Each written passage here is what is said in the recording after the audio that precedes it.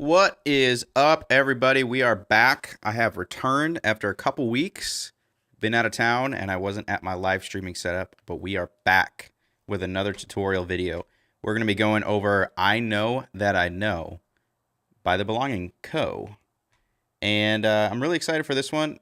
And I've been taking kind of more of a deep dive with The Belonging Co. stuff. Been really trying to stack up the tutorials on that.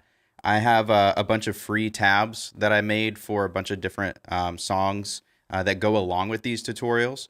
So if you go to the link in the description, there's a free Belonging Co.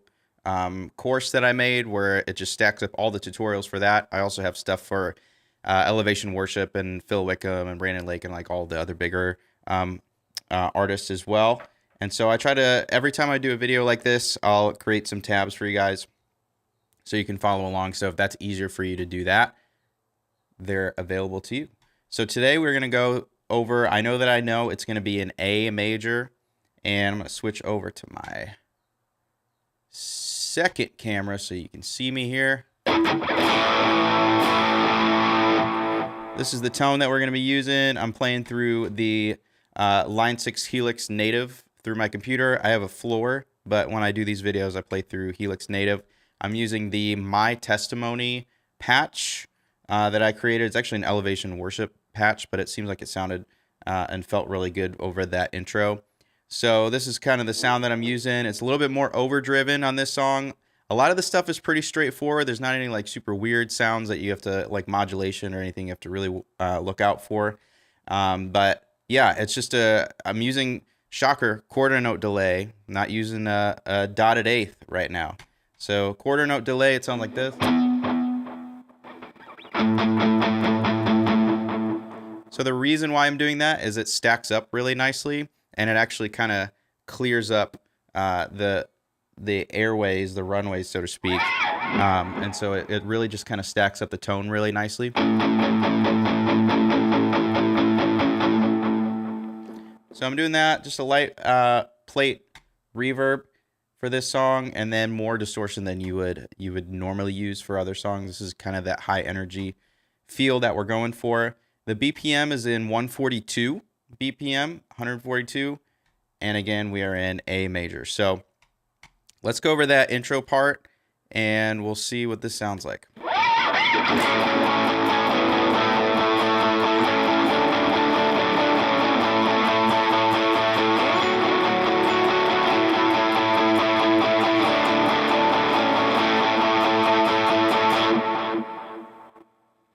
So there it is, open A string, and I'm going to go over the notes for you. It's going to be, everything is on the D string with the open A string, so it's going to be 11 to 9 to 7, and then 11, 12, back to 11, back to 7, and then way up to the 16th fret. This is your 6, F sharp note, however you think about it. To the 14th fret, so it's F sharp to E. And then to the 12, 12, 11. So I'm just I'll turn the effects off and I'll play that slowly. Again, I have the free tabs in the descriptions if you want to just go back and look at it. I've also have everything transposed too. So I have a worship guitar community that has access to all of the transposed tabs. So if you're interested in that, I'll throw the link in there as well if you need help transposing. And a lot of the time that happens to me too. I almost rarely play songs at my church in the normal key. So it's helpful. So I'm going to play that slowly. I took all the effects off, all the wet effects.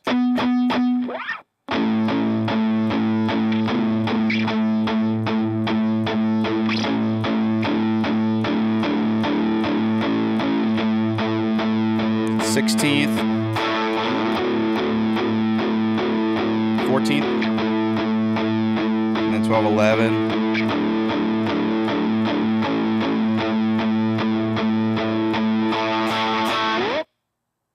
Cool. So that is that main intro part. Moving on to the verse, it's just kind of this overdriven, you know, single note thing. You're just kind of digging into these notes. Sounds like this.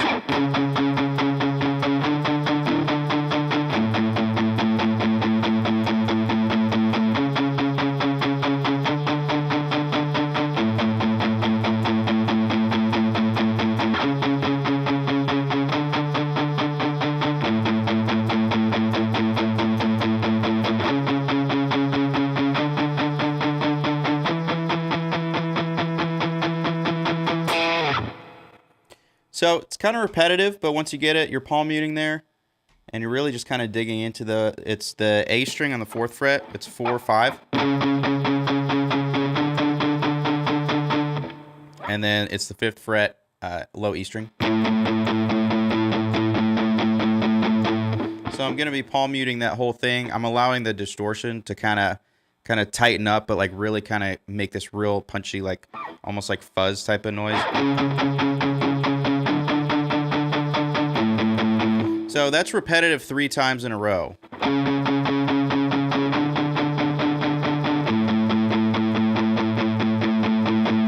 then the only difference is the very, very last time you're going to go 4, 5, 7.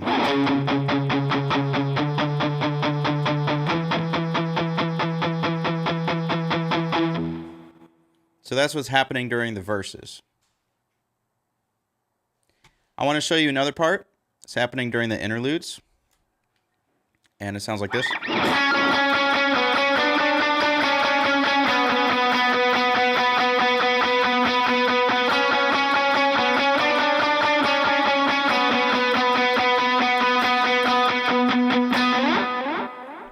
So that is all on the G string.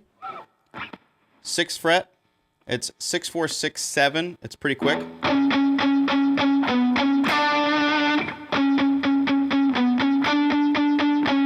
So then it's 7, 6, and then 4. Those are your only 3 notes.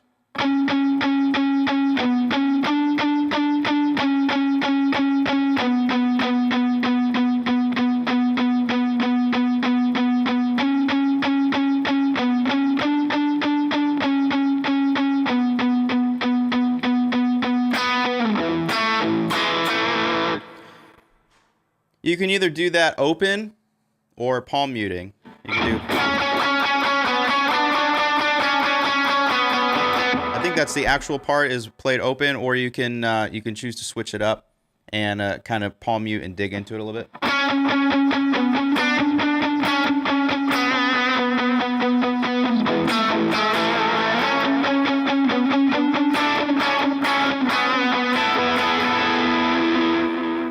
So, yeah, feel free to have fun with that part. The last thing I want to go over is happening during the choruses. It's a pretty simple part if you're familiar with playing any sort of bar chords. Basically, it's more of a simplified version of what's called a root 5 bar chord, meaning that the root of the note is happening on the A string. So root 5 and then root 6 is happening on the low E string. So everything is going to be root 5, and I'm going to pull my delays off here.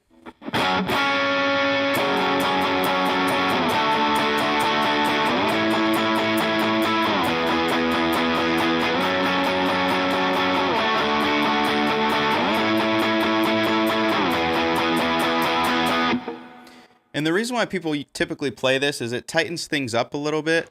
And especially like in a big chorus like that, you don't want to have chords that are like too cluttered. And so what we're basically doing is removing that octave.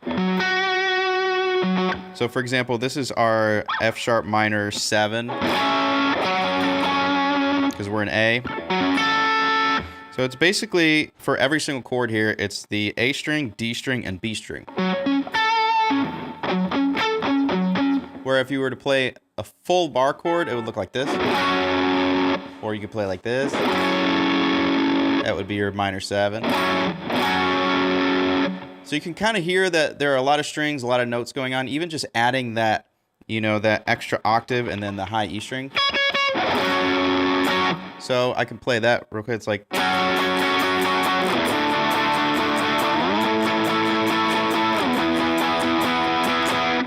Or...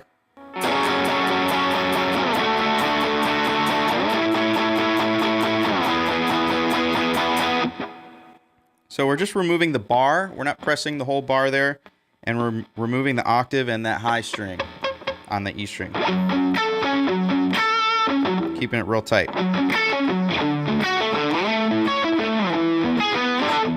Okay. So the notes on that is for the F sharp chord is going to be on the 9th fret A string, 11th fret D string, and 10th fret B string.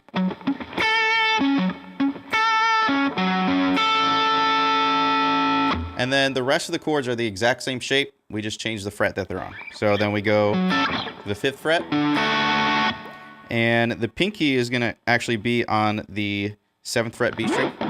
So it's the A string on the 5th, ring finger on the 7th, and pinky on the 7th. And so what we're doing here is using the rest of our hand to mute as many strings as possible. We don't want a lot of strings ringing out. That's not the notes that we want. So I kind of have my hand arced a little bit because we definitely don't want the G string coming out. We don't want that ringing out. So I kind of lightly have my first finger just kind of hovering over that. So I can dig into it and it won't ring out.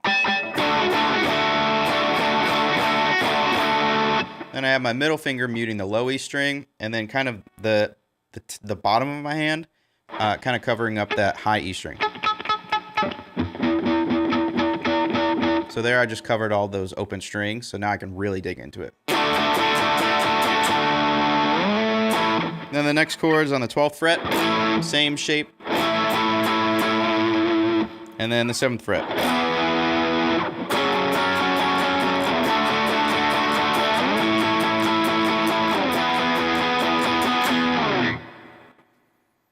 That'll really help you clean up the chords. So that is basically all I have for I Know That I Know. And it's pretty straightforward, super rock heavy. And yeah. If you guys don't have any questions, what up? What up, Rhett? Backwoods Adventures. I'm going to have to check out your channel. See if you got any videos. But yeah, now's the time for Q&A, hang time. If you have any questions.